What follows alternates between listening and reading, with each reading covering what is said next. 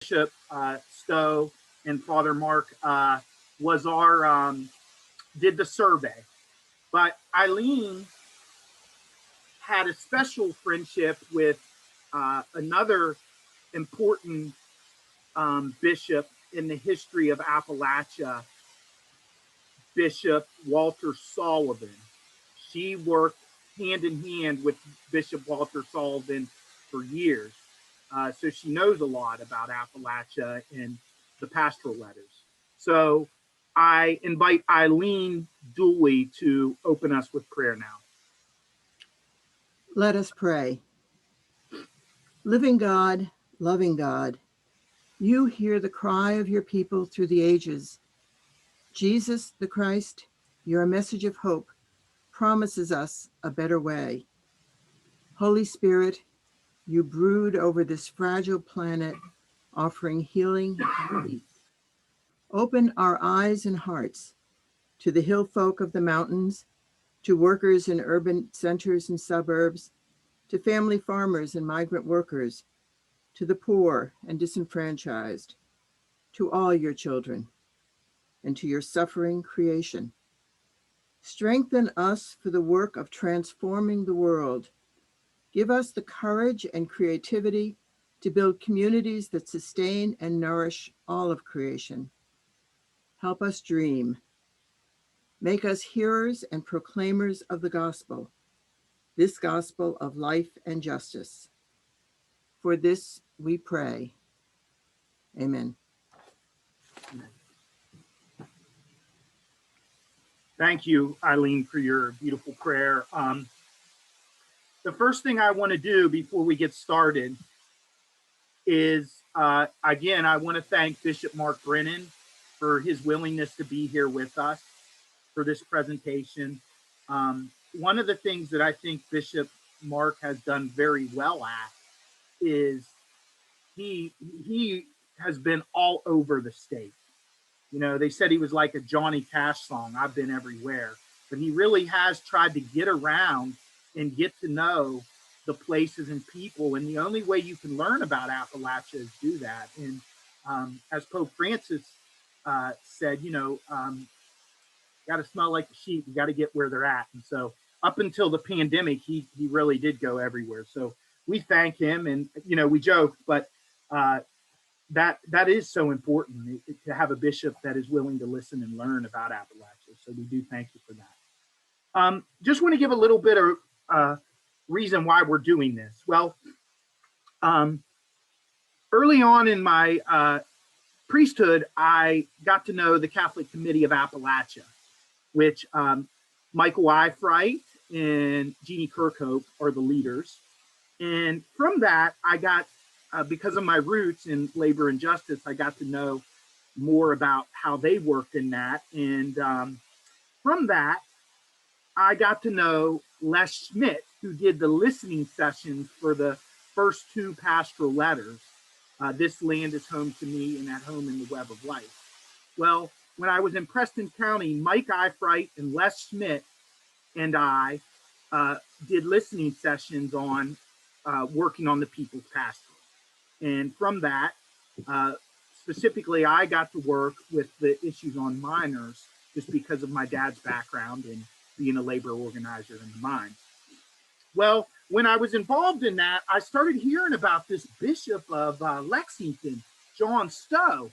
And I was shocked to hear that Bishop John actually had Michael Eifright and Jeannie Kirkhope come to his diocese and do a presentation on the pastoral. And I thought, wow, you know, I mean, no bishop lets Mike Eifright speak, but he did. And that was, and as we joke, but Mike and Jeannie and CCA do have a prophetic ministry for Appalachia. So I thank them for the work. All the donations tonight will go to the great work of CCA. Well, I finally got to meet Bishop John Stowe a couple years ago when I became a member of the Association of the United States Catholic Priests. And I went to my first conference in St. Louis.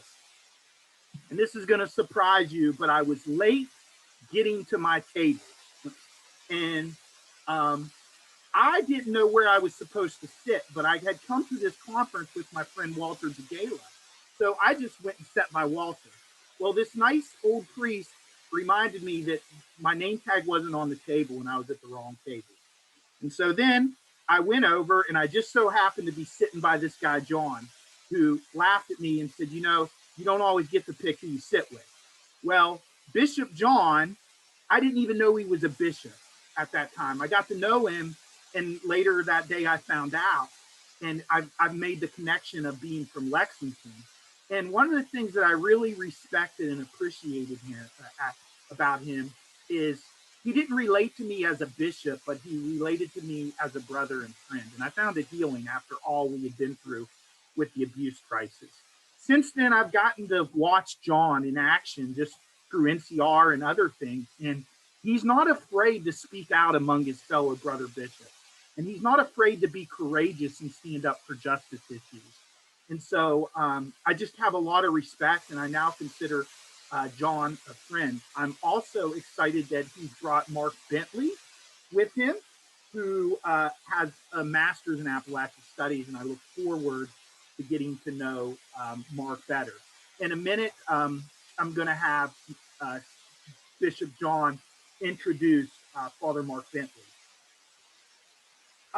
Just again, a reminder, questions at any time can be sent, it can be typed in during the presentation. Just send it, just type it in, and Radhika is going to be synthesizing those so that we can have some good questions. We're going to go about an hour or as long as they want, but we hope to finish at 8:30, and they've agreed to leave a half an hour or at least some time for questions.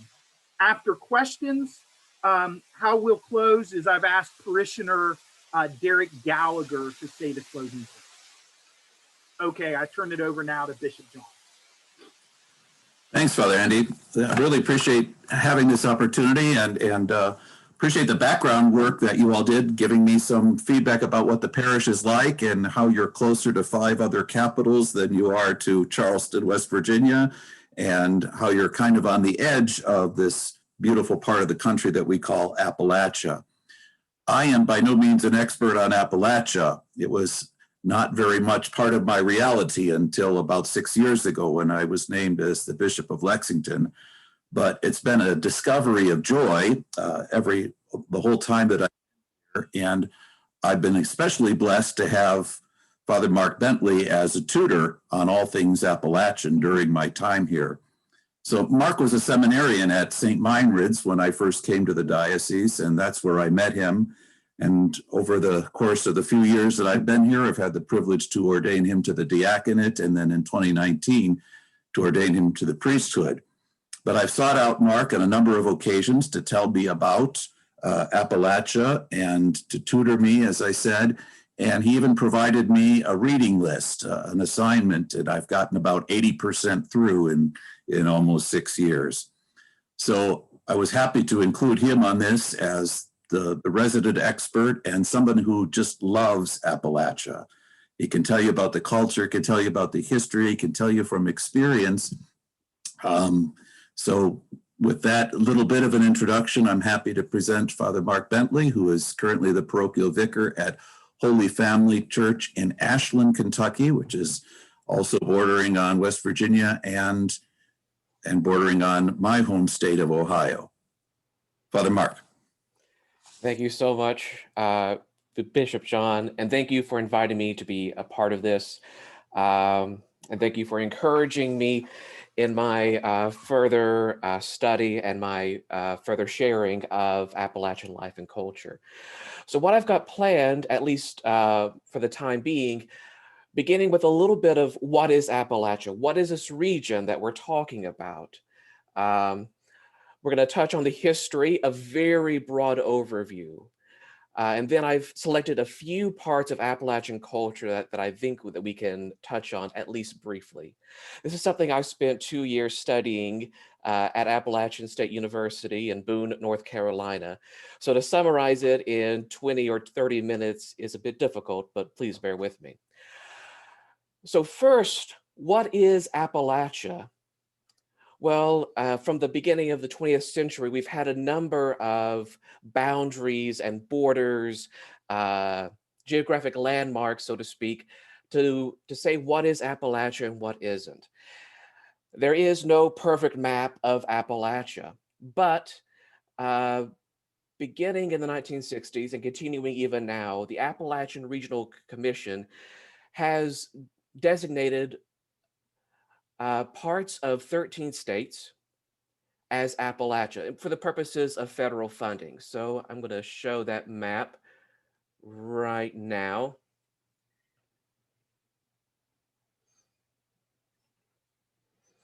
So according to the federal government, this is Appalachia. Parts of New York, Pennsylvania, Kentucky, Virginia, Tennessee, North Carolina, South Carolina, Georgia, Alabama, Mississippi, and of course, the whole state of West Virginia. West Virginia is the only state that is considered to be entirely within the Appalachian region. So it's a special kudos to West Virginia. Some people think that this map is quite a bit skewed. I rather like it because it means that we can consider Delta blues to be Appalachian music. We have to reckon with the fact that there is no singular Appalachia. There is no Appalachian monolith. What we have, different cultures within different regions. We've got Northern Appalachia. We've got Central Appalachia. And we've got Southern Appalachia. All of these subregions are in many ways entities unto themselves. Appalachian Georgia is different from Appalachian Kentucky, and Appalachian Kentucky is different from Appalachian Pennsylvania. There are certainly commonalities, but there is no monolith. In fact, you could say that each county has its own culture. Each holler has its own culture. So in many ways, we have to speak of a broad swaths, but there is no monolith. Now, for me, my focus in many ways is Central Appalachia. It's where I live. It's where I'm from. It's where I minister. So in many ways, that's my kind of focus. But every holler has its own story. So now diving into Appalachian history, at least, again, these are very broad swaths. And I have to give a shout out to my sources, High Mountains Rising, Appalachian Time and Place, A Handbook to Appalachia. These are great kind of introductory resources. When I was preparing kind of this overview, they were absolutely essential aids to help me organize my comments. So, of course, we have to acknowledge the presence of Native Americans. Most famously, the Cherokee of North Carolina. This land was theirs before it was ours. And we have to reckon with that.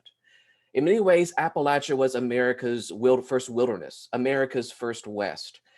Early explorations to the region began with De Soto in the 16th century. But early migrations to the region can be tied to influx from port cities such as Charleston, South Carolina, Philadelphia. In particular, we see migrants coming from eastern Pennsylvania moving into western Pennsylvania around 1720. Now, this should dispel any stereotype that we have around the Elizabethan English stereotype. Many people have heard that the dialects contained within eastern Kentucky, within parts of Appalachia, are callbacks to Elizabethan English. Well, of course, exploration by Europeans, English-speaking Europeans, into the region began over a century after the Elizabethan era ended, plus languages just naturally change over time. It's a stereotype based on isolation, and it just hasn't borne out. It's not true. In 1763, we began seeing a lot of migration to western North Carolina, the Tennessee-Virginia border, and soon thereafter, parts of central Kentucky coming through the Wilderness Trace.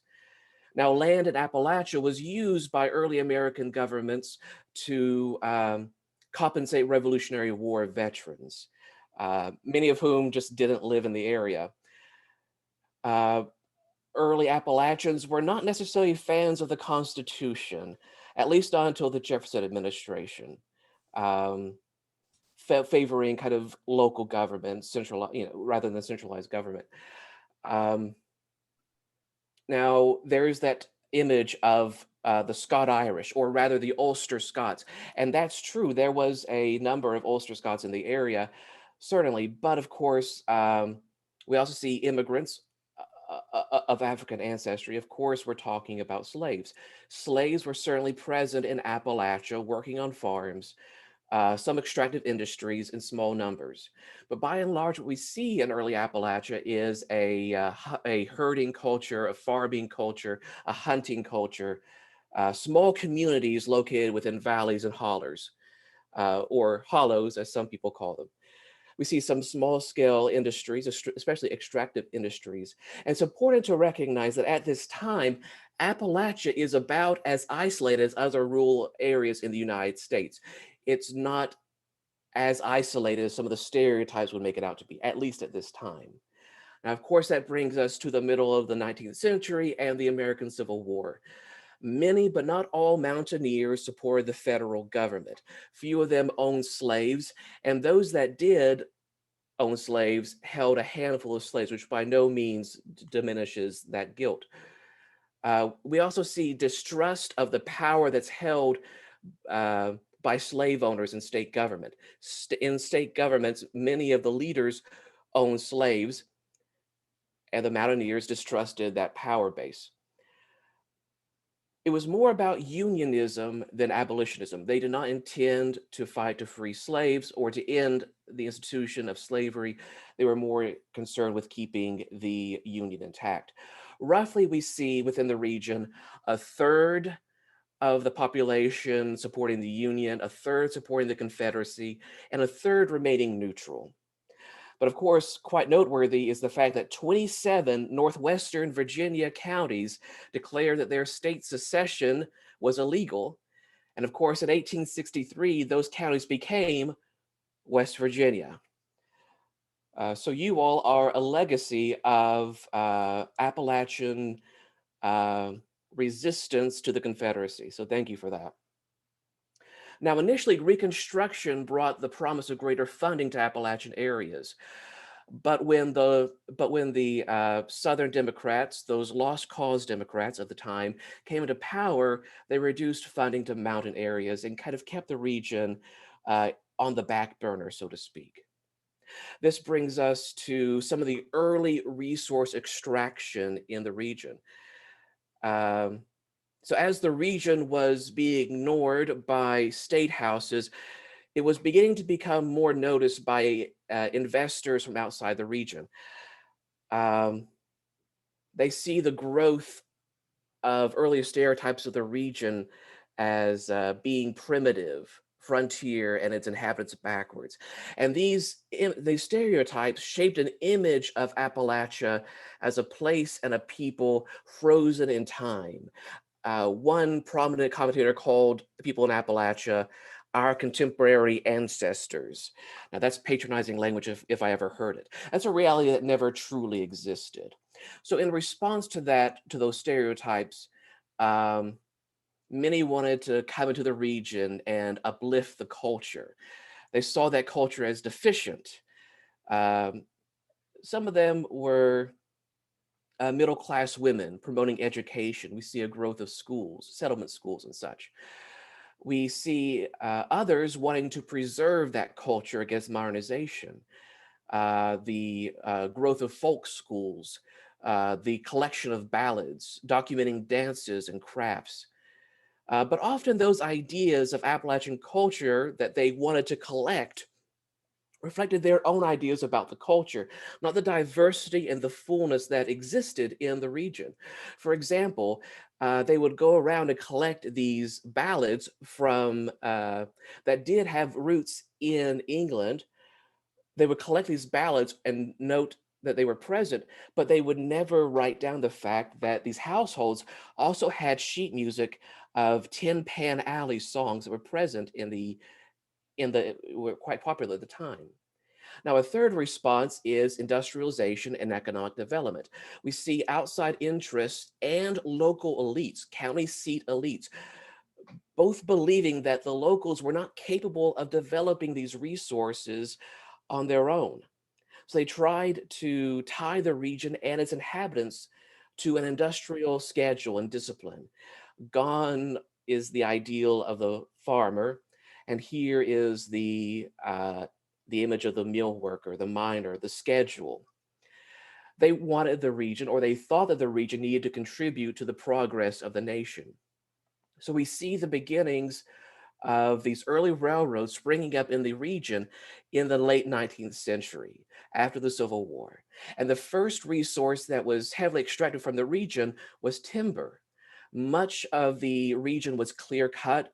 You can find photos of the mountains being stripped almost bare. These hills were left virtually uncovered, and it led to a lot of erosion, an increase in flash flooding, and a cycle of flooding that the region is still in many ways suffering from. But of course, the most famous resource that is extracted from Appalachia is perhaps coal. It's a huge factor in Kentucky. I know it's been a huge factor in West Virginia, but the presence of coal has been known for about as long as white people have lived in the area. It became the most valuable natural resource in the region with the improvements in the making of iron and steel. So the late 19th century saw the beginning of large-scale coal mining in the region, especially when linked with railroads. There have been smaller scale things done earlier, but here we see the beginning of large-scale extraction. We also see with that the development of company towns. These were towns that were owned, operated, built by coal companies to house their workers. Some of these towns had amenities that were unknown in many regional towns. Great schools, theaters, opera houses. Now, others were not well maintained. It was not universal, but some of them were seen as model communities of the future. But these towns, even the best of them, could be exploitative. Companies sometimes paid workers in scrip, which is a currency that could only be used in that company store, could only spend it there. Unionization, seeking to join a union could cause firings, which would lead to evictions. And there are stories of widows who were forced to move out of their homes soon after burying their dead husbands. It was by no means an ideal existence. Now, these coal towns, they were staffed by native Appalachians, people from the region, African Americans who were escaping life in the Deep South, and immigrants from Southern and Eastern Europe. And a number of Catholic parishes in Central Appalachia date from this period. Many of them were built by coal companies for their immigrant workers. Some of them are modest, some of them are very, very beautiful, but they were there mainly for the needs of the immigrant workers, not the native Appalachians. We also see at this time these coal companies recruiting workers in the South and in Europe. And in fact, in Europe, a company would even buy the recruited worker a ticket across the ocean and then a train trip from Ellis Island. So they would literally get on a ship, get off Ellis Island, and be sent to Central Appalachia. Of course, working in the mines was dangerous. In 1900, wages were around $2 a day in Central Appalachia, which is between 20 and 90 cents less than wages that were earned by a miner in a unionized mine outside the region. It was the most dangerous occupation in the United States at that time. But it led to a period of little economic diversification. The coal companies did not want the competition from other industries, leading these communities to live on a boom and bust system. When the mines were doing well, the people were doing well, the communities were doing well. When there was a decline for the coal company, everything else suffered. Led to some really, really ill-structured communities. One of the primary tools of this region was what's called the broad form deed. It's a tool that's devised where a speculator could buy the mineral rights of a piece of land while others could keep the surface rights. And they thought, of course I'm going to sell these. They can't get to my minerals because I've got the surface rights. Until the Kentucky Supreme Court said, mineral rights trump surface rights, which was a huge injustice, and the broad form deed held sway until the late 1980s. It was a horrendous tool, a complete injustice, and has led to a lot of people losing their land that was near and dear to their hearts. I think it's also easy to forget that Appalachia, especially Central Appalachia, is at the forefront of labor history. Of course, we see in 1935 the Wagner Act legalizing unionization, guaranteeing federal protections and the right to unionize, rights which, of course, the Catholic Church enshrines in our Catholic social teaching. But the UMWA, the United Mine Workers of America, attempted to unionize earlier, especially in southern West Virginia in the 1910s and the 1920s. There are some strong and noteworthy events.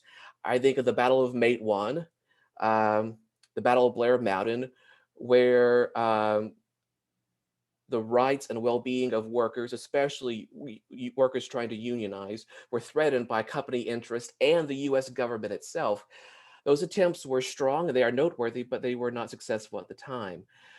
Post-Wagner Act, post-1935, we see attempts to unionize Harlan County, Kentucky, became known as Bloody Harlan.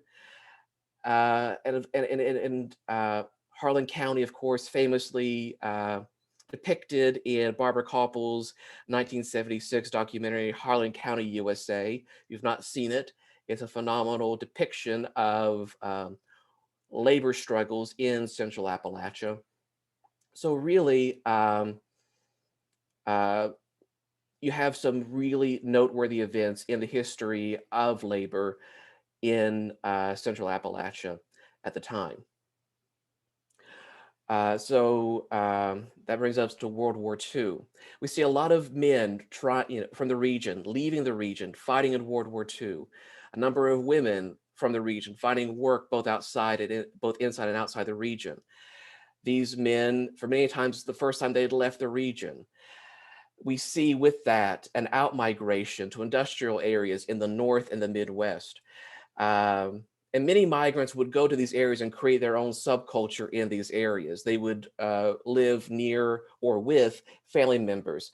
So they would feel protected. So they would feel like they were at home, even in what was a strange land.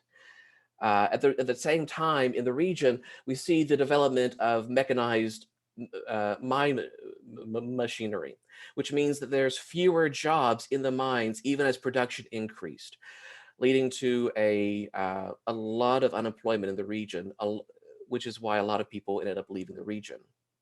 Politically, 1960 is one of the hallmark years of Appalachia. And of course, we're speaking about the 1960 West Virginia Democratic primary. JFK wants to prove that a Catholic can win in a highly Protestant state. He goes to the state, he tours, he goes around the state, he sees poverty firsthand. Some commentators say that he seems genuinely moved by what he's seen. This playboy candidate, seeing in many ways people who have suffered in the machinery of American life. He goes there, he wins the primary, and ultimately, of course, he wins the election. So this West Virginia primary brings with it a rediscovery of Appalachia. Now, these rediscoveries are cyclical. There are some major ones. The 1880s to the 1910s saw a bit of a rediscovery. This period, the early 1960s. And then, of course, 2016, with the election of President Donald Trump, saw a new rediscovery. These rediscoveries tend to pull on stereotypical language and images, contemporary ancestors, poverty, third world country within America comparisons. They come and they go. But with this rediscovery in the 1960s, we see the creation of the Appalachian Regional Commission. It was created as part of the Appalachian Regional Development Act, passed in the wake of JFK's assassination. It creates channels federal funds into what is ostensibly regional development, at least initially, roads, water systems. It was almost ended by the Reagan administration. It was embraced by the Clinton administration. Clinton liked it because it reminded him of things that he wanted to do in the Ozarks. One of the critiques, and really one of probably the great history of this region, of this period, is Uneven Ground, Appalachia since 1945, Ron Eller, fantastic book. But he points out that the ARC uses a cluster model of funding, where they expect people to move toward cluster cities, and that these cluster cities would receive more funding. Invest in the cluster cities, and people will move. Well, it doesn't account for people's attachment to their land that might have been in their family for many generations.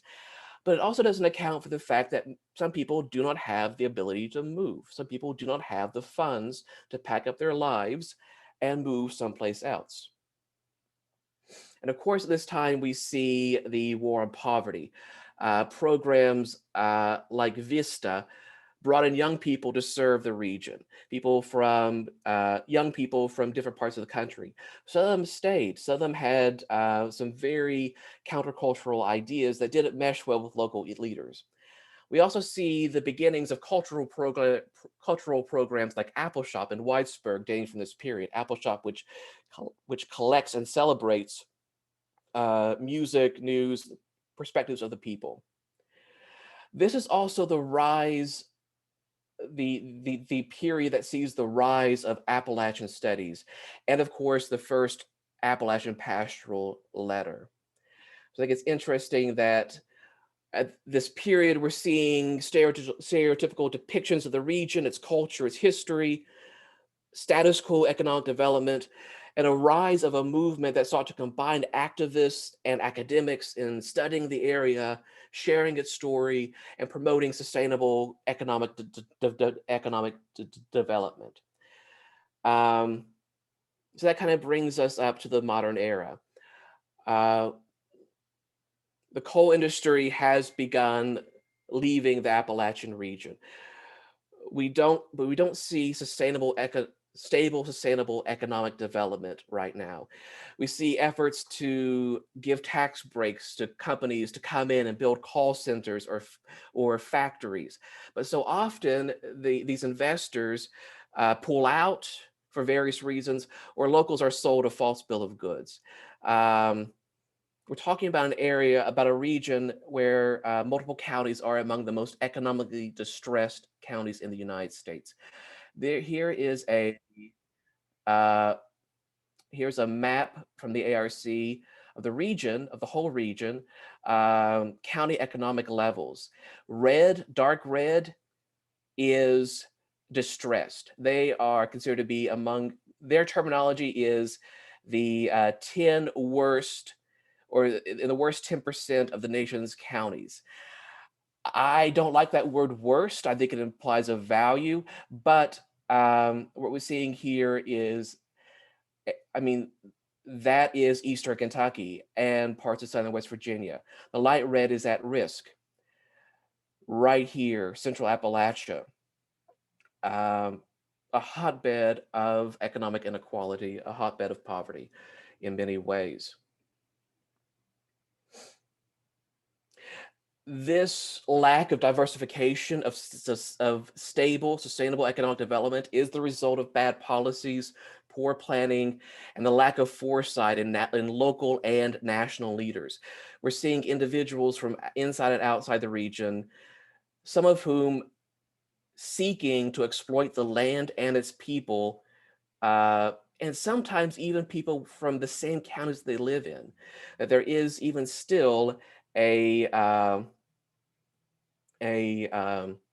divide between the rural areas and the counties.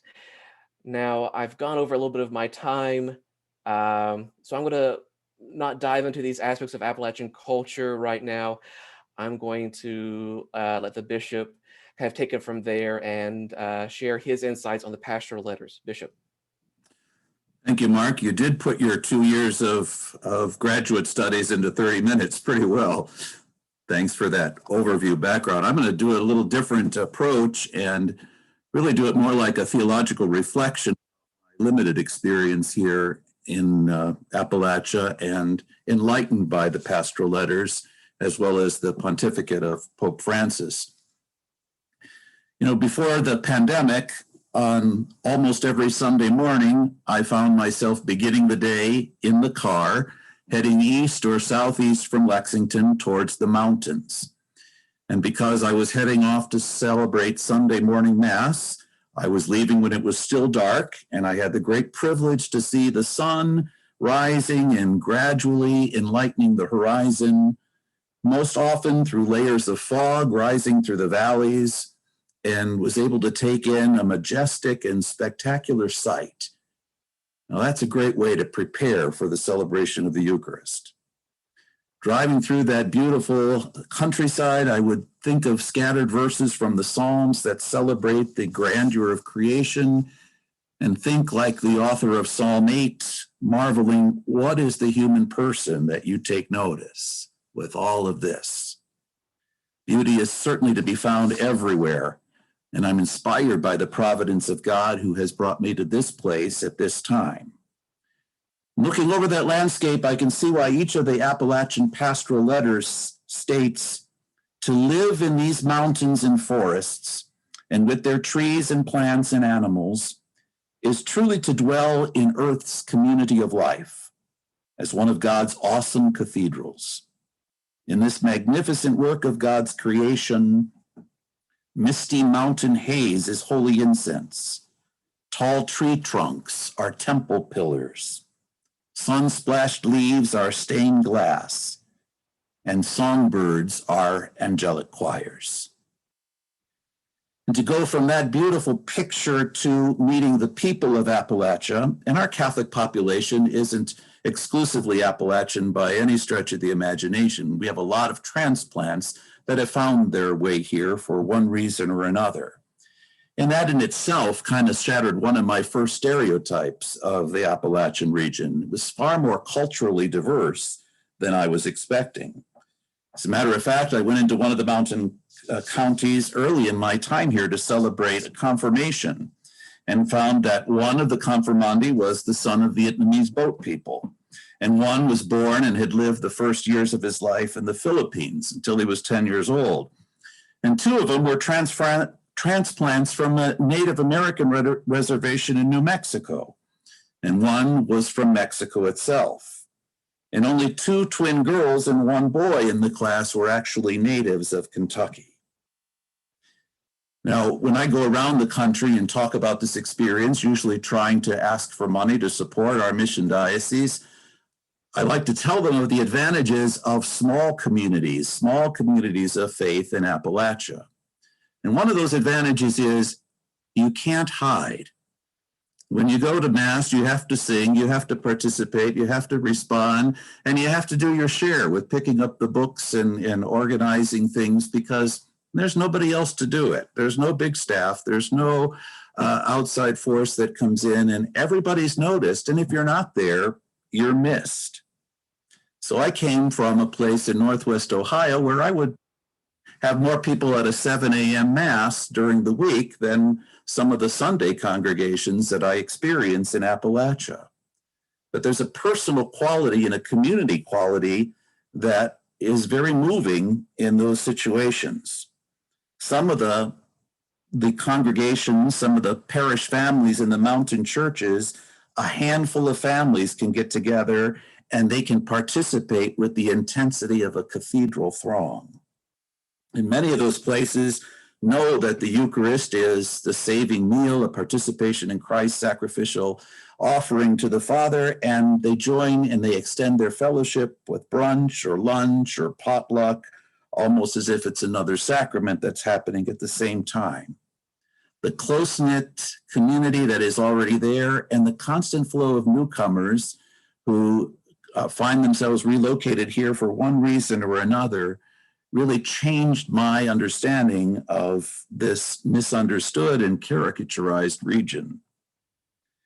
When I first got the call from the Apostolic Nuncio to inform me that I'd been named the Bishop of Lexington, my only prior experience of the territory of this diocese came from the time when I served on the Peace, Justice, and Safeguarding of Creation Commission for my Franciscan province. And during my term, we had a national gathering in Harlan County that Mark referred to earlier, in Harlan County, Kentucky, where there were Franciscans ministering at the time. I flew in and out of Lexington to get to the meeting, and the activist that picked me up and brought me down to Harlan County said that, well, Lexington is where horses live better than the people in Appalachia. I remember being impressed by the Franciscans working in Harlan and their attempts to incorporate Appalachian culture into the life of the church. It wasn't, and I had never seen rocking chairs and quilts in a Blessed Sacrament chapel before, but I liked it. I also remember the conditions of poverty and the statistics locating the county and some of its neighboring counties as among the poorest in the United States. And it was in that visit that we were introduced and exposed to the issues of coal mining and its effect on the population and on the environment. The effects of coal mining on the population were to provide a decent living when the mines were flourishing, albeit in very risky and dangerous circumstances. But the same coal industry created desperation when the mines closed or when there was a break, a series of boom and bust cycles which have repeated since the beginning of mining in the region. We were also able to see up close the environmental destruction caused by strip mining and mountaintop removal, and heard firsthand from families who lost property, either by naively signing away mineral rights on their land, as Mark described, or being victimized by falling rock or flooding rivers, which resulted from aggressive mining techniques even after the company had packed up and moved away. The quick flashback of those memories raced through my head when I got that shocking phone call that I would be going to Lexington. It brought to mind two concepts of Pope Francis's ecclesiology: a poor church for the poor and a missionary church. When I discovered that only 3% of the 50 counties of central and eastern Kentucky, which constitutes this diocese, the missionary nature of this appointment was made all the clearer to me. Afterwards, when Cardinal Tobin was installed as the Archbishop of Newark in New Jersey, the Vesper service that preceded his installation happened to coincide with the feast of a Redemptorist saint, John Neumann. Came with miners into Pennsylvania, his family. But Tobin was also a Redemptorist, even their superior general at a time, cited the report from a Roman visitor to the United States Church who remarked about the quality of bishops in the relatively new United States as being high, except for that Redemptorist in Philadelphia, who the Roman visitor said was much more suited to being a missionary than a bishop. Well, Tobin noted on that night that this is not the first or the last time that the Roman Curia got something wrong, but he stated emphatically that today there could be no separation between the role of the bishop and the role of the missionary. And as Father Andy introduced Bishop Brennan participating with us tonight and his visits all across the state of West Virginia, I'm sure he understands what that means. It's true from my perspective as well.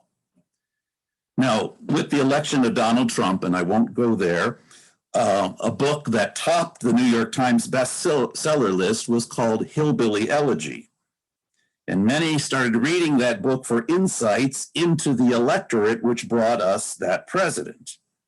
J.D. Vance, the author, grew up in southern Ohio among many Appalachian expatriates who sought to work outside the region or in another section of Appalachia, but he spent his summers in Jackson, Kentucky, which is part of my diocese, with grandparents who were quite colorful and who provided what little stability he had early in life.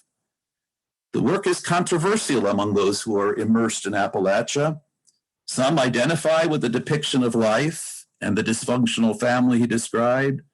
Others frustrated that there was no analysis of the social structures that contribute to the poverty, no description of that extractive industries, first timber and then coal, that left so much destruction in their wake. The title reveals one of the author's contentions, Hillbilly Elegy. Appalachia is about the only place where stereotypes and prejudices about its people still seem to be socially acceptable in the mainstream. One can still get away with non-politically correct references to hillbillies and rednecks. But my experience is to be blessed on a regular basis by getting around 40 of the 50 counties of the diocese which are within Appalachia, and that beauty and richness that coexist with all the consequences of the repeated cycles of poverty and overdependence on one industry that is no longer viable. I can celebrate the majestic beauty of the land and the warmth and closeness of the people, but at the same time have to acknowledge the reality of opioid and heroin addiction, the long-term unemployment, the brain drain of young people searching for work outside the region, and the false promises and excuses of politicians who decry a war on coal, but haven't done anything to stimulate a more diverse economy. Great numbers of people in the region believe that environmental regulations on the coal industry have resulted in the loss of coal mining jobs. And so they're faced with the impossible choice between their own livelihood and the well-being of the planet. To scale back environmental regulations, which are costly to implement, they are told would bring back coal mining jobs. False promises that reappear each campaign season. It leads either to widespread denial of environmental degradation or having to choose the least of two evils, expanded mining with more jobs or restoring the environment. Clearly, the choices don't seem fair. It was only one day after Trump's election as president that our own senator from Kentucky, Mitch MCConnell, in his jovial and fun-loving way, quietly warned his constituents not to expect the mines to reopen, despite what they had heard. Nonetheless, government did manage to roll back many of the environmental regulations, took away protections for water and consequences of mining because they would lead to unemployment. Sacrifice your health and your water supply to bring back jobs. But those jobs won't exist as long as natural gas from fracking provides cheaper, if not non-renewable, energy. Something's not right. Pope Francis in 2015 issued his encyclical Laudato Si, May of that year. Now, people in the media characterized it as something controversial and talked about the Pope wading into the political waters of climate change without recognizing that Benedict XVI had already done that and had already said that climate change is real and climate change is a result of human activity. But Francis was the first to dedicate an entire encyclical, the highest form of papal teaching, to the issue of the environment and to situate the Christian and human responsibility to protect and care for the environment as a matter of doctrine. And as is always typical of Pope Francis, the Pope from the margins, when he was elected, he said they went to the ends of the earth to find a Bishop of Rome. He provided the perspective of the marginalized and brought their voice to the table. The words in Laudato Si carry a frankness and an urgency unusual in papal encyclicals. It's a very pastoral document, and it brings together the areas of faith, spirituality, activism, and pastoral care as he addresses the human dimensions of an ecological crisis that is very evident in our part of the world.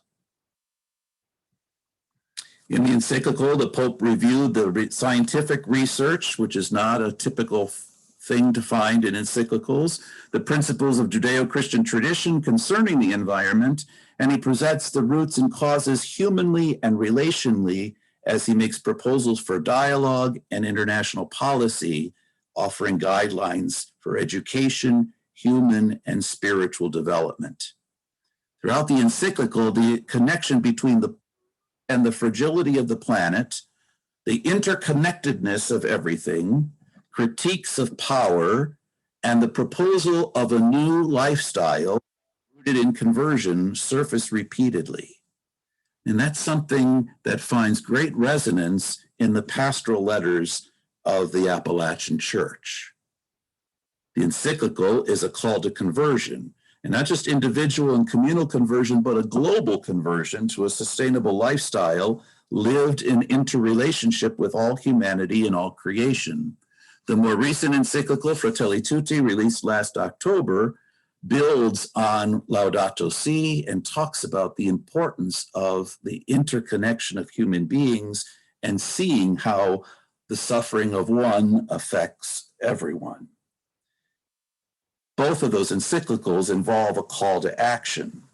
The Pope calls for international dialogue, recognizing that global interdependence.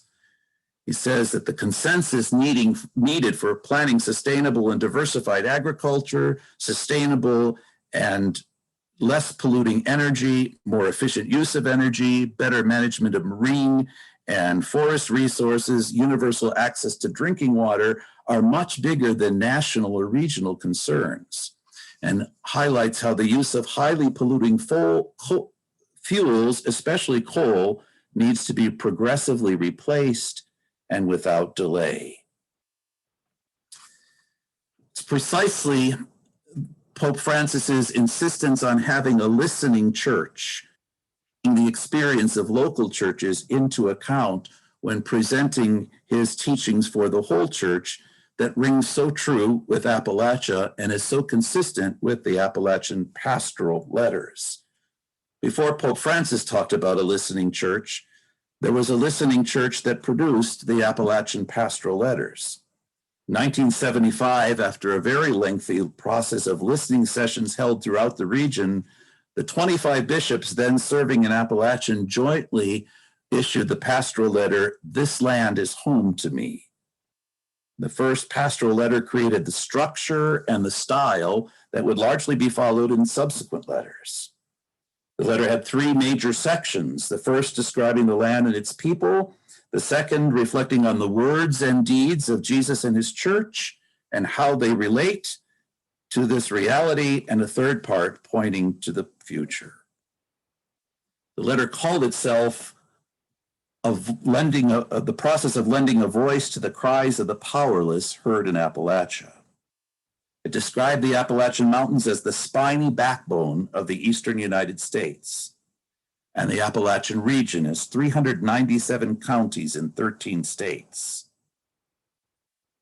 The letter does not lose any time in introducing coal as king of the region and describing an economy dependent on coal and then devastated when oil became the fuel of choice. The letter describes the idol of the maximization of profits and describes the destruction of people and nature that results from this value system. In 1975, the same things that Pope Francis is saying in 2015. The bishops boldly remind their readers that such maximization of profit goes against the teachings of Jesus, who warned his followers they cannot serve both God and mammon. Describes what happens when economics is separated from the good of the people, the common good. Much of what is described in the Appalachia of 1975 is either still true today or has become worse. But a special feature of the Appalachian Pastoral Letters is that they're written in a free verse style as a way to incorporate local culture and ways of expression, and as a result, make those letters very accessible to people. A special feature of the Appalachian Pastoral Letters are that local touch, that local flavor. For example, Appalachia makes us think of people who live in the hills, who love nature's freedom and beauty, who are alive with song and poetry. But many of these people are also poor and suffer oppression. Once they went to the mountains fighting to build a dream, different from the injustice they knew before. Until this day, their struggle continues, a bitter fight whose sound still rumbles across the hills. Yes, the poor of the mountains have been wounded, but they are not crushed. The spirit still lives. The sound of music still ripples through the hills. Continually, the tears of song burn in outrage, and outrage lives in struggle. And after that very poignant description of the cry of the people, the bishops then describe the answer that comes from Jesus and his church. They describe the God who's revealed as the God of the poor and the God who frees his people from bondage. They describe the anointed one, the liberator, Messiah, for whom Israel prayed for centuries and whose fulfillment came in the person of Jesus, who pronounced the Beatitudes. And they describe the church as the community of believers faithfully, if imperfectly, carrying forth the message and mission of Jesus. They succinctly describe the development of Catholic social teaching globally and nationally. And then the third part of that original letter calls for action, described as a process of dialogue and testing leading to a comprehensive plan of action. They called for creating centers of reflection and prayer and centers of popular culture, along with the list of issues to be addressed in those centers. And the first letter concludes with a description of the church envisioned as a center of the spirit, a place where poetry dares to speak, where the song reigns unchallenged, where art flourishes, where nature is welcome, where little people come first, where justice speaks loudly, where in the wilderness of idolatrous destruction, the great voice of God still cries out from life. Although this certainly sounds like something from the 70s, it also bears a striking resemblance to the church that Pope Francis describes and has called us to live today. 20 years later, a second pastoral letter was issued by the bishops of the region named At Home in the Web of Life.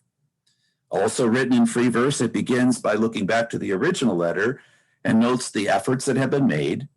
And then it introduces side columns with quotes and vignettes from the real people of the region. The focus of the second letter was on the creation and defense of sustainable communities. It pretends to herald a post-industrial age and contrasts a life-giving network of sustainable communities with the culture of death, which sees Appalachia as merely a deposit of resources. Mountain forests stripped of raw material, empty coal mines being filled with the garbage of a consumer society, and cheap labor for the prison system. While speaking from and about the particular situation of Appalachia, the bishops recognize that they're describing a reality that's much broader in scope. The first part of the second letter describes history from creation to the present moment of a post-industrial crossroads. It looks, as usual, to scripture and tradition, to the Bible and church teaching, and we're offered a reading of creation and the origins of sin with hope for its healing. The elements of Catholic social teaching are laid out: human dignity, community, human-centered economies, subsidiarity, shared ownership, ecology, sustainability, and the proper role of government. And then the third part, called the Call of the Spirit, describes sustainable communities, sustainable development, sustainable agriculture, sustainable forestry, sustainable ownership, sustainable technology, sustainable cultures, sustainable families, and sustainable churches. And it concludes with the same beautiful vision of church as in the first letter. In 2015, which marked another 20-year period, or the 40th anniversary of the original pastoral letter, the hierarchy of the church had changed so much, and there was to be no new pastoral letter from the bishops of the region. It was in 2015, that 40th anniversary, when I was called to the Church of Lexington and was grateful that I had been introduced to those pastoral letters year before. I was a theology student at the time, studying in Berkeley, and I remember the enthusiasm with which I shared those pastoral letters with other students. how accessible they were, how inspiring, how broad the vision of church and what church could be. So in May of 2015, when Laudato Si was released, I thought, here is the perfect 40th anniversary edition of the Appalachian Pastoral Letters. The Latin American Pope bringing that same vision, the same themes, and the same hopes to the universal church. But then I was introduced to the current leadership of the Catholic Committee on Appalachia, the body that coordinated all the listening and writing processes that made sure that the original pastoral letters were issued. I was pleasantly surprised to learn that the committee had stepped up and written their own pastoral letter from the perspective of the people, and hence called a people's pastoral. I was presented with a draft of the letter by Michael Iafrate and Jeannie Kirkhope, who was mentioned earlier. Michael's on this call. And I was presented with the draft of the letter to read and study, and then asked to send a copy to every bishop of the United States with my own letter of introduction, which I was glad to do. The People's Pastoral recaptures the method of storytelling, so essential to Appalachian culture, and it continues the tradition of the pastoral letters in three parts: our stories as the ground of our struggle, our traditions as the ground of our vision, and our actions as our hope. And using that structure, the pattern of the earlier letters is maintained, the voices of Appalachian life and experience, and dialogue with the voices and stories of scripture and tradition, moving towards the action that is needed for the future. And because this pastoral letter is written by the laity, there are areas where there's more freedom to push the boundaries of the Catholic comfort zone, the result of genuinely listening to the voices of the people of the mountains and sharing their experience. The creation of this letter with all its listening sessions, which informed it, presents an example of the culture of encounter, which Pope Francis continues to emphasize.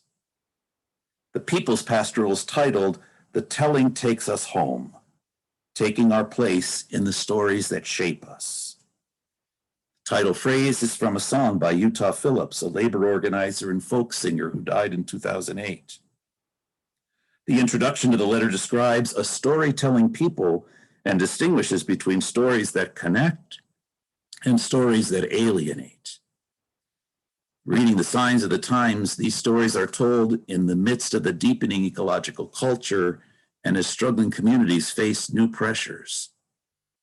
Stories help us remember, make sense of our lives, and create meaning with them, the letter tells us. It reminds us of Jesus' method of teaching through stories.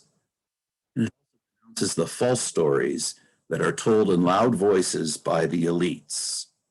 And that was even before we were introduced to the concept of alternative facts.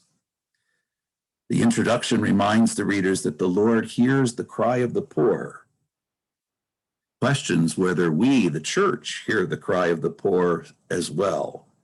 And if we do, how do we respond?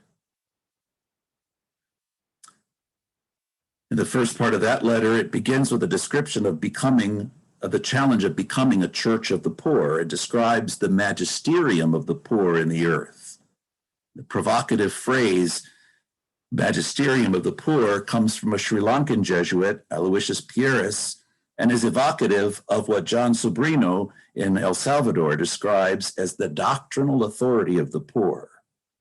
To describe the magisterium of the poor and of the earth is to say they have something to teach us, as Pope Francis makes clear in his encyclical. Bringing these sources together, the pastoral says that the earth is among the most abandoned and maltreated of the poor. To cite this magisterium is not presented as a challenge to official church teaching and the authority of the church, but rather a recognition of the different gifts and roles in the body of Christ.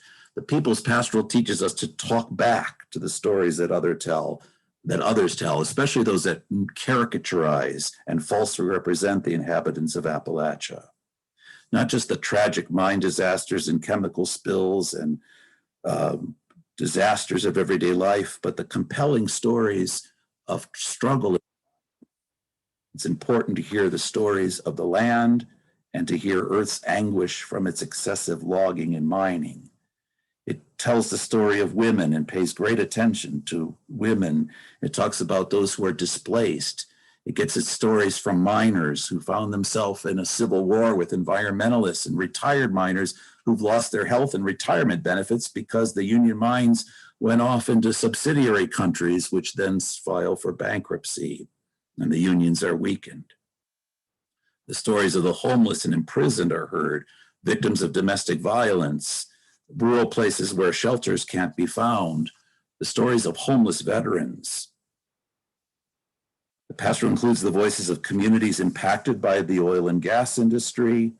The voices of people of color are heard with the acknowledgement that they have not always been heard before, even though the stereotypical whiteness of Appalachia has never fully been accurate. It goes into the treatment of the Cherokee, Shawnee, Blackfoot, and Monacan Native Americans and the relationship with Blacks in Appalachia with its mixed record of inclusivity and exclusivity.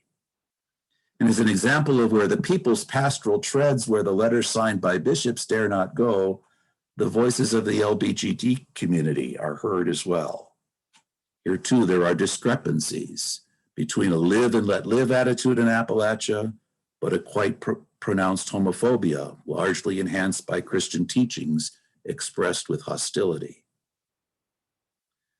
The letter addresses so many aspects of life in Appalachia. It addresses the voices of coal, capitalism, and climate change from an Appalachian context, and it describes the so-called war on coal and describes how Appalachians can feel that their homeland is a sacrifice zone. It tells us that a new creation story is needed, which listens to indigenous wisdom and mystics, includes women as leaders, views creation as a living unity of beings, which is open and evolutionary and expands with science and knowledge, where no one tradition dominates and silences the others. Again, Pope Francis's language of the culture of encounter and its relationship to integral ecology speaks wonderfully here. The Jesus story that is conveyed in all the pastoral letters, and especially in the most recent one, has a focus on the incarnation, how Jesus comes at a particular time and place, but with consequences that are universal. From Galilee, the Galilean context, giving meaning to the reality of the young in Appalachia. The letter defines the role of Christianity with the suggestive phrase, practicing resurrection in crucified places, a phrase borrowed from William Barry and that has found its way into our own pastoral plan for the Diocese of Lexington, a beautiful image for what the church can be. How do you describe Appalachia? Just as Father Mark had a hard time giving an overview in the brief amount of time that we have, how to talk about the life of the church in Appalachia is also a challenge. It's something that has to be lived. We're living in an important moment in history, in the midst of a pandemic for sure, but a pandemic that I think Pope Francis sees as almost a dress rehearsal for ecological catastrophe that will face us if we don't learn to work together, if we don't learn to hear all voices, if we don't find a higher value system than the for-profit system that sacrifices human beings. The wisdom of the mountains and the people that inhabit it, the stories of their struggle, have something to teach us all. I'm grateful for your interest in this part of our church, this part of our country, and I hope we have some time to answer some questions which I've seen have been coming in. And of course, address all the hard questions to Mark. Thank you, Bishop. We do have some questions. Most of them are addressed to you, though there are some to certainly to Father Bentley and a couple addressed to Bishop Brennan as well. Extractive industries have taken so much from the multiple cultures and lands of Appalachia. How can we take action and commitment from the social and echo justice message of Pope Francis to strengthen solidarity among us. Nationalistic Christianity is stifling the justice spirit of the long missionary heart of pastoral care and compassion. Is it time for a really audacious pastoral letter for these challenging times in Appalachia? I would say that the audacious pastoral letter has been written, and it's been written by the laity. And the other two pastoral letters were pretty audacious as well. They still have a lot to teach us, even 40 some years old. They have a lot to teach us, and the vision still has to be lived out. And I think it's by the small communities that reflect on how they can live their lives differently and accepting that challenge of conversion and listening to all the voices that we're going to start building this vision of church that is described so beautifully and so much in sync with the message of Jesus. Can you say that first part again? The first part of that question? Extractive industries have taken so much from the multiple cultures and lands of Appalachia. How can we take action and commitment from the social and eco-justice message of Pope Francis to strengthen solidarity among us? I think one thing that we have to keep in mind, while we are and we should move away from extractive industries, especially extractive industries that exploit the land and its people, we have to keep in mind that there are people here who need some kind of job, some kind of work. Tourism alone is not an answer. Tourism has its own pluses and minuses. There's a sociologist named Helen Mathers Lewis who's done some great work in sustainable participatory development. Nobody's really talking about alternative forms of economic development. That's outside my expertise, but really, as we're talking about justice and eco-justice, we have to keep in mind that there are people who live in Appalachia, who want to live in Appalachia, and there needs to be some shift in the economy so they have work to do. Well, that ties into a question that came in earlier in regards to the gaining of profit off of fossil fuels in light of Francis's message of the use of clean energy in Laudato Si. Certainly, this is a diocese that does make use of that. Bishop Brennan, perhaps you could address that. I know this question was addressed to both you and to Bishop Stowe.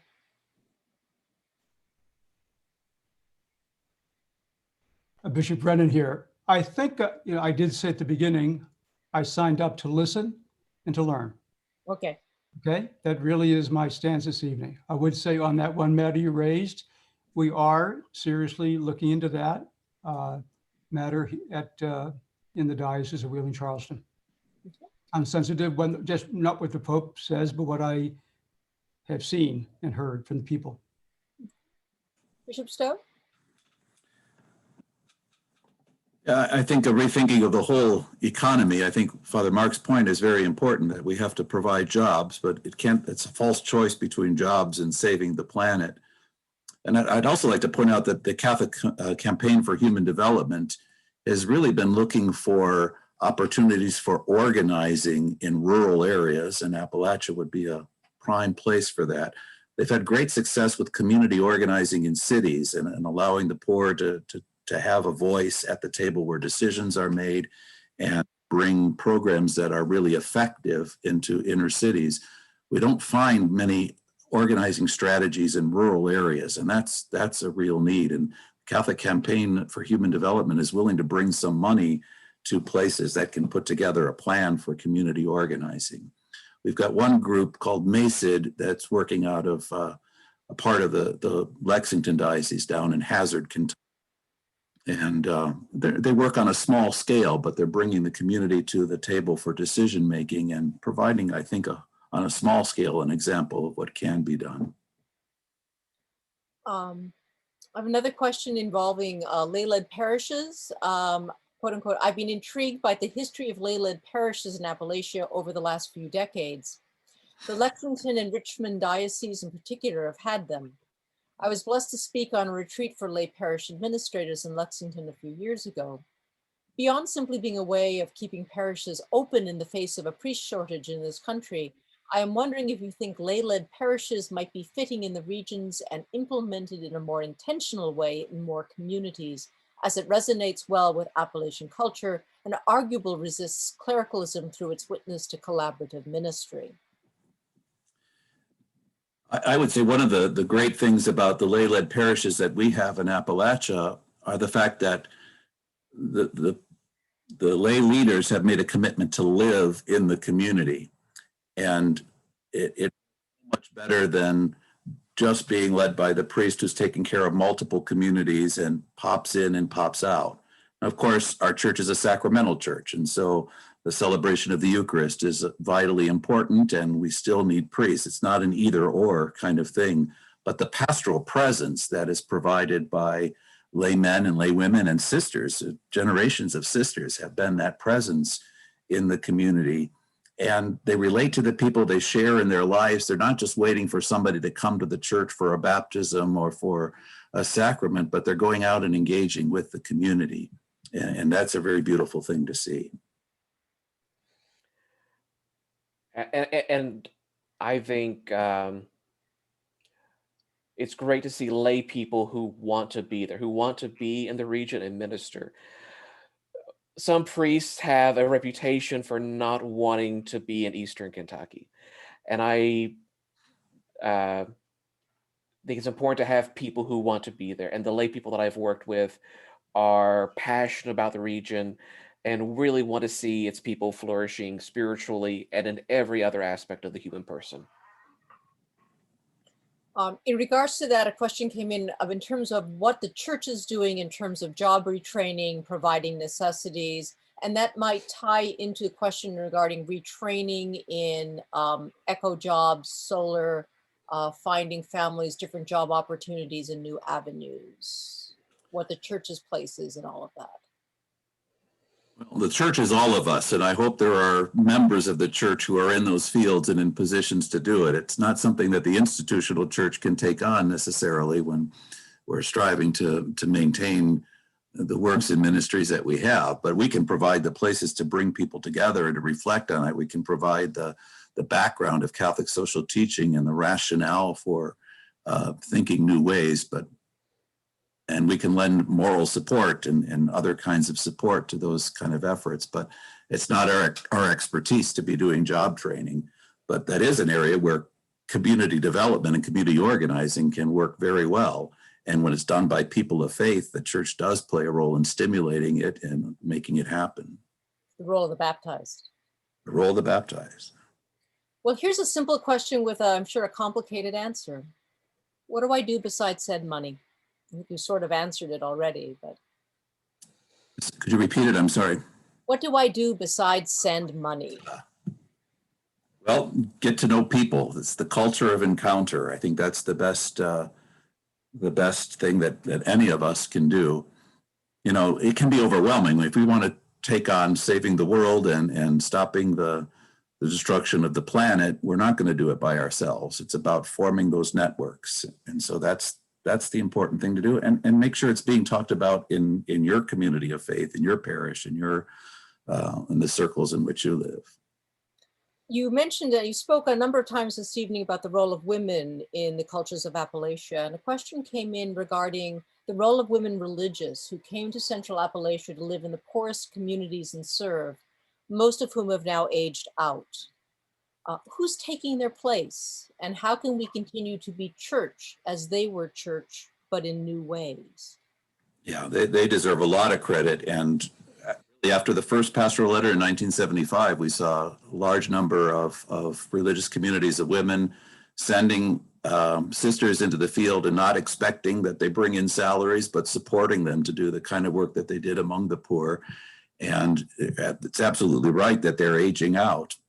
I'm glad to have a lay husband and wife that are heading a parish and are taking on that tradition and inserting themselves in the community.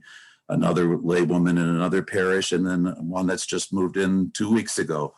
to do the same kind of thing. So I think there is a movement among the laity, not to replace the sisters, but they'll come with a different charism and a different approach, but live that same simplicity of life and connected to the people.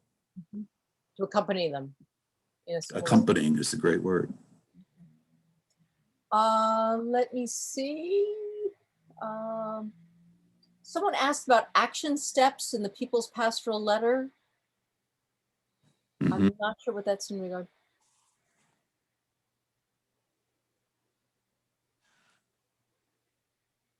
So each of the pastoral letters do have a section that talks about action steps. The People's Pastoral Letter breaks it down even into the different fields where there has to be some steps. It would require being condensed to give a direct answer to that. But I see Michael Iafrate's on the call. Maybe he could chime in here.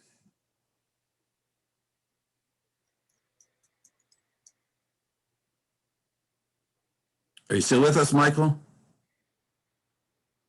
Was. Hi, everybody. Yes, I'm with you, but I'm in a Great. hotel room with noisy children. And so it's kind of difficult to be fully engaged.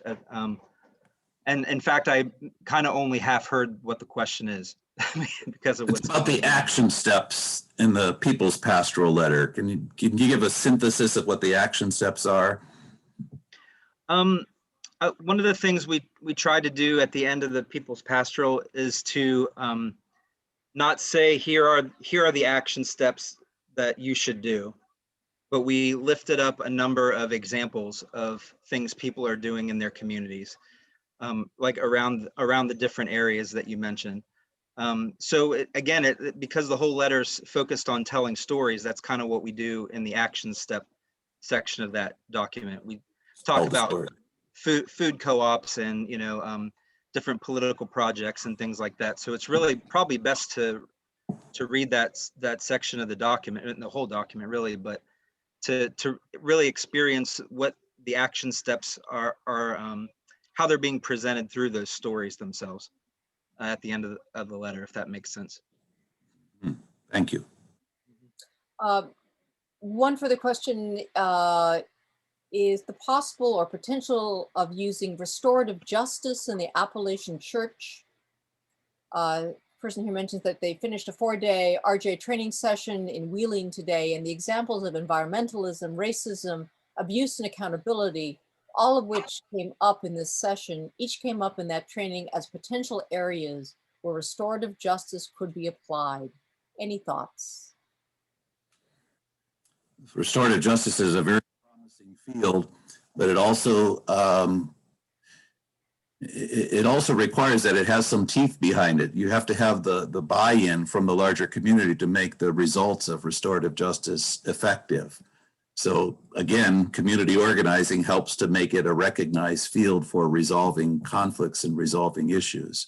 But it certainly holds a lot of promise. And for those who know Appalachian culture, just like the Native American culture, that's the way they would address wrongdoing and ills and responding to them. Is the Catholic Church part of the Christian Appellation Project? No, that's a complicated one, but the Christian Appalachian Project was started by Father Ralph Biding, who was a priest of the Diocese of Lexington. And at some point they separated ways. So Father Biding had his own mission and ministry. We still have a Father Biding Center in Louisa, Kentucky, right on the border with West Virginia. And the Christian Appalachian Project still has a lot of connections with the church. There are groups that come in, volunteer groups from across the country, and they often find their way to our parishes and provide a lively presence when they're in town. We've looked for ways to reconnect with them and to collaborate more deliberately, and I think that's an ongoing conversation. So there's a loose connection now, but it's a separate organization than anything under the auspices of the Catholic Church. I thought I saw Father Bentley take a breath there for a second. Did you want to leap in? I mean, the bishop covered it all, but my understanding is that the Christian Appalachian Project has always been considered non-denominational. They always refer to Father Biding as the Reverend Biding. They always try to downplay his Catholicism. And my understanding is that there were some differences, but the Father Biding Center, which I work with as coordinator of spiritual programs, as well as my ministry here in Ashland, tries to preserve that legacy while being fully Catholic. And Father Biding himself was pretty intentional about being ecumenical, and he knew that misunderstandings of Catholicism and its foreignness to much of the mountains, that being called father would be an obstacle, that a lot of the Catholic language would not even seem Christian to many of the people from the region. So he didn't shy away from his Catholicism, but he did intentionally downplay it, and he gave it the name Christian Appalachian Project. There's a comment here in regards to CCHD's funding of economic development projects like coalfield development in West Virginia, indirectly providing organizing efforts, but also a note that it's difficult to develop the numbers of people in urban areas, but there's some statewide efforts that show some promise. So Exactly. And let's see, I see that we're just over 8:30, which was our cutoff point. I do have one political question. If I can find it again. Wait 1 second. Oh, here's one. I work with CAP and Father Bading in the late 1970s, and he was always referred to as Father. He intended for CAP to be separate from the Catholic Church, but coming out of our missions. So that's a comment from someone here this evening. The political question, I found it, is what do you think of the bishop's refusal to speak against the Trump administration? What effect has it had on Appalachia? Well, we're supposed to speak not about political figures or partisan politics, but it's the issues that we can address. And so it's much more productive and hopefully more impactful if we speak about the distortion of truth, if we talk about the loss of civility, if we talk about the lies that were coming with promises made to the coal industry, about the coal industry and reopening the mines. It's always the better tact for us to go not against the people, but to talk about the issues. And in that case, we can't be non-political. I mean, sometimes we forget we've made political such a bad word. In Fratelli Tutti, the Pope talks about political charity and political friendships. And he reminds us that politics comes from the city. It's how do people get along? And if we don't resolve things politically, we do it with violence. And we're seeing that in the country as well. So it's a very good question. Good question. I think I've hit everything. Last call. You're good. I do my best. So because I always love plugging books. I am a big book person. On top of the books that I recommend this evening, High Mountains Rising, A Handbook to Appalachia, and Ron Eller's Uneven Ground, I have to recommend What You're Getting Wrong About Appalachia. It's a very quick, very short, kind of incendiary, very contemporary primer on Appalachia today. More recent, at least a couple of years ago, Appalachian Reckoning, a region response to Hillbilly Elegy. It's a collection of essays, poems, short fiction, photographs that are in response to J.D. Vance's Hillbilly Elegy. Some people, most of the authors in that collection, critique J.D. Vance. Some of them do see his positives. But I think those are two great up-to-date works on the region for those who are looking to learn more about the region. Can you just type those titles into the chat so people can get Sure. Oh, you. actually, I'm going to corner Father Bentley, have him email me all those titles because we will send them out with the link to the recording of this. Even better. So Wonderful. everybody will have it in their email box as well. We are organized. And I think, Father Andy, I'll turn this back over to you because I think that's it for us on this end. Again, I'd like to thank Bishop John and Father Mark for doing this. Just a little something that I would think you all might want to know about that's unique about Shepherdstown is I don't know if there's any other in the diocese, but we have an Appalachia studies at Shepherdstown. So it's near and dear to the people around here. And the Catholic Committee of Appalachia, Michael will remember, we had Denise Gardina from Charleston speak at a couple years ago, and it was the only time she read from one of her historical fictions. I think it was, what was Storming, it? was it Storming Yeah. Heaven? Ooh. Yeah, and maybe you were there too, Mark, but she used to be in residence for the Appalachia department. And then the dumb joke I told at the beginning,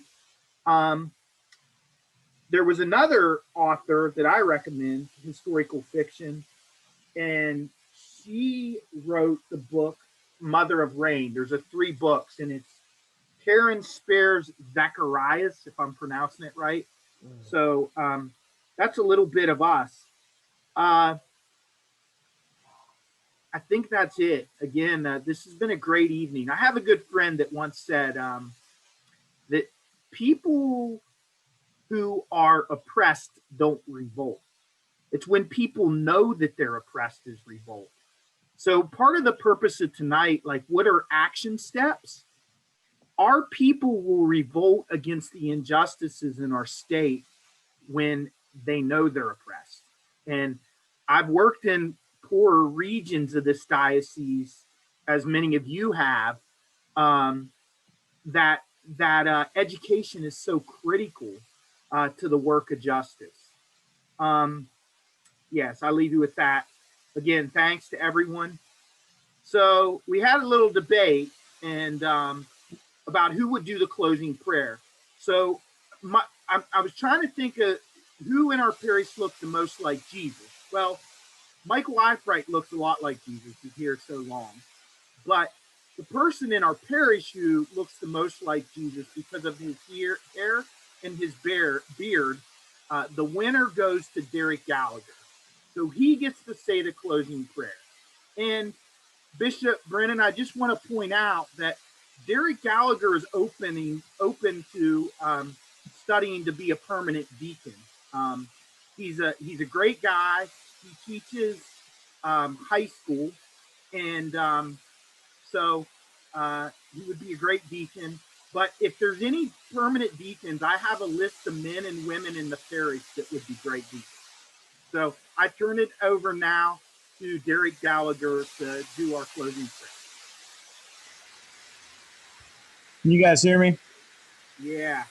Oh, See, I told you. Look at that beard and hair. I didn't put the hair down. I don't want to scare anybody. I just want to say thank you guys so much. This was really great and informative. And let's just go ahead with the prayer. Father, Son, Holy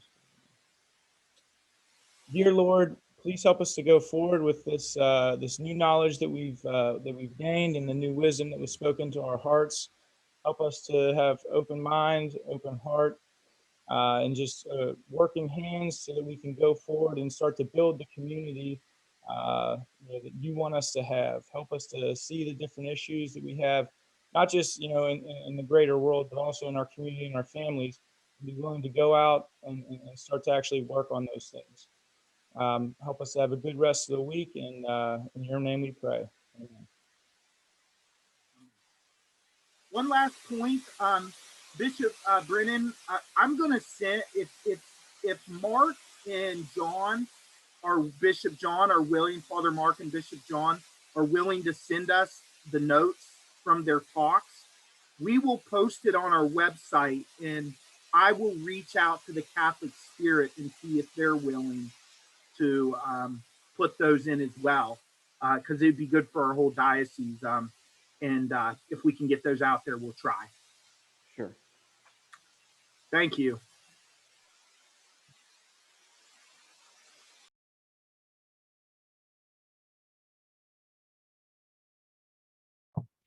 Thank you. Indeed. Thank you very much.